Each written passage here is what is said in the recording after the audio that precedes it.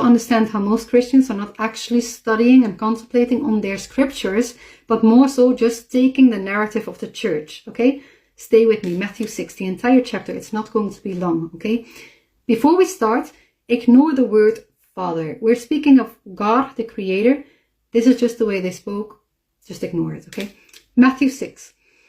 Beware of practicing your righteousness before other people in order to be seen by them, for then you will have no reward from your Father who's in heaven. Thus, when you give to the needy, sound no trumpet before you as the hypocrites do in the synagogues and in the streets, that they may be praised by others. Truly, I say to you, they have received their reward. But when you give to the needy, do not let your left hand know what your right hand is doing, so that your giving may be in secret. Your Father who sees in secret will reward you. Now the Quran, chapter 2, verse 271. If you give charity openly, that's good. But if you keep it secret and give it to the needy in private, that is better for you. It will atone for some of your misdeeds. God is cognizant of what you do.